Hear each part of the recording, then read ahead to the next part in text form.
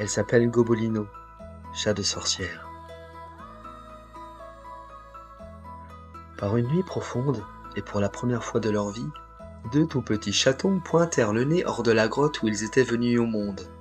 Il faisait si sombre que Gobolino avait de la peine à voir sa sœur jumelle, Sorcica. Elle était aussi noire que la nuit. « Qu'est-ce que tu feras quand tu seras plus grande ?» lui demanda-t-il.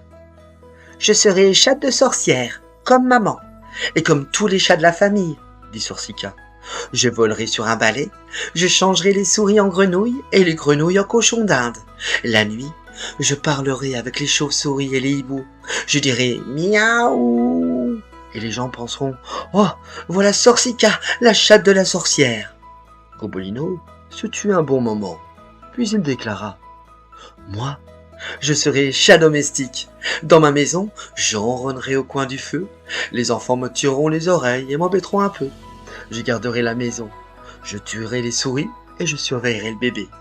Quand tous les enfants seront couchés, je me mettrai sur les genoux de ma maîtresse. On m'appellera Gobolino, le chat domestique.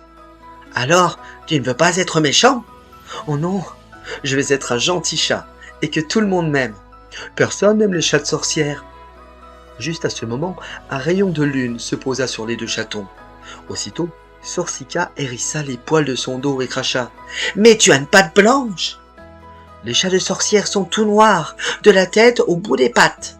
C'est bien connu, et ils ont les yeux vert émeraude. » Comme il faisait nuit dans la grotte, personne ne l'avait encore remarqué, mais au rayon de lune, il venait d'apparaître que Gobolino avait une patte blanche et les yeux bleus. Sorcica se rua dans la grotte. « Maman, maman, Gobolino a une patte blanche et les yeux bleus. En plus, il veut être chat domestique. » La mère bondit hors de la grotte, la sorcière sur ses talons. Elles jetèrent Gobolino par terre, elles se mirent à lui donner des coups sur la tête, à lui tirer la queue, et finalement, elles le précipitèrent au fond de la grotte, avec les crapauds de la sorcière.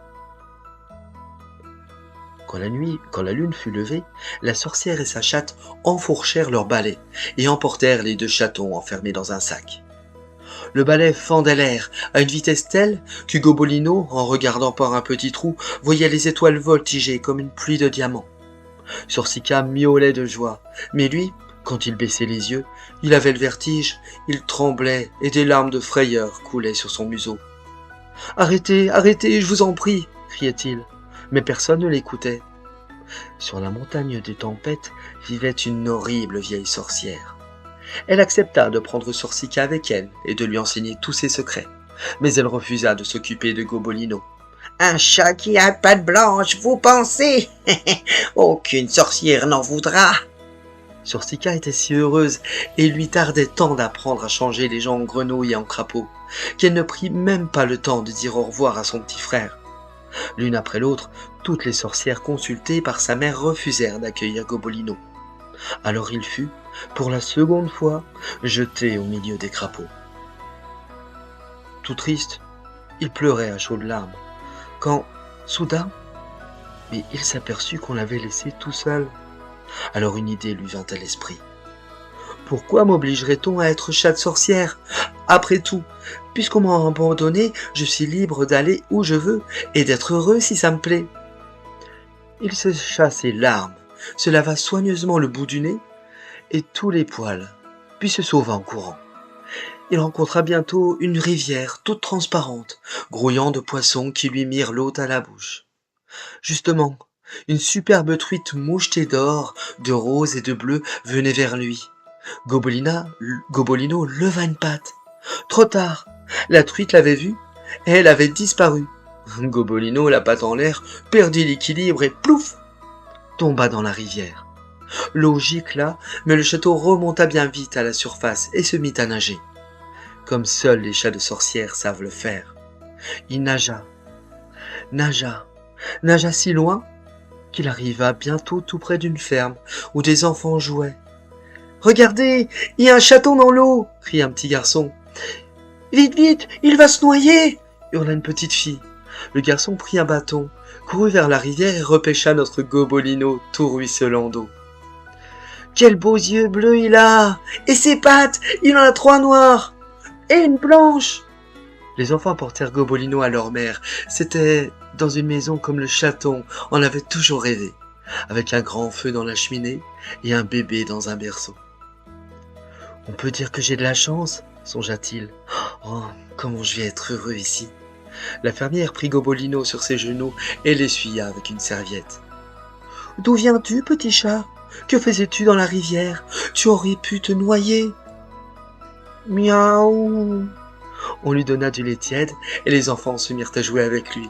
Les chats de sorcières connaissaient toutes sortes de ruses et de tours.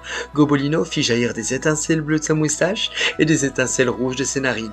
Il se rendit invisible, réapparut, et fit encore plein de choses de ce genre, pour la plus grande joie des enfants. Quand le fermier rentra, il vit tout, mais ne dit rien. Après le dîner, les enfants allèrent se coucher, et le petit chat se pelotonna dans une caisse sous la table de la cuisine, où il s'endormit. Le feu s'éteignit lentement.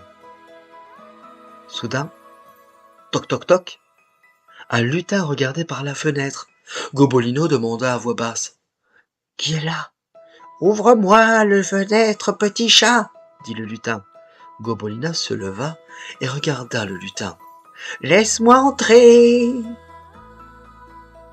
Comme le chaton restait immobile, le lutin commença à tambouriner contre la vitre. « Ah, ces chats, tous les mêmes, tu es bien au chaud et tu me laisses tout seul dehors, seul dans la nuit froide. » Alors Gobolino se rappela combien il avait, lui-même, été malheureux, et il courut ouvrir la fenêtre. Le lutin sauta aussitôt dans la cuisine et se mit à courir dans tous les sens, recouvrant le sol de boue et de traces de pas. « Comment va ta famille ?» demanda-t-il à Gobolino en lui tirant la queue. « Ma mère et la sorcière m'ont abandonné, » répondit le chaton. « Ma sœur est sur la montagne des tempêtes, je ne sais pas comment elles vont. »« Oh oh oh !» ricana le lutin. « Alors, tu es chat de sorcière ?»« Non, plus maintenant. Depuis cet après-midi, je suis chat domestique. » Le lutin éclata de rire et fit une cabriole. Il bouscula le fauteuil et fit tomber le tricot de la fermière. La laine s'entortilla autour des pieds de la table. « Fais attention !» s'écria Gobolino en essayant de rattraper les mailles du tricot. Le lutin s'engouffra ensuite dans le garde-manger et n'en ressortit qu'après avoir avalé toute la crème.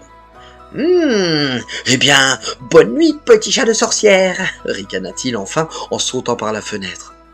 Gobolino rentra dans sa caisse et se rendormit. Le lendemain matin, la fermière descendit de bonne heure dans la cuisine et y découvra son tricot tout emmêlé.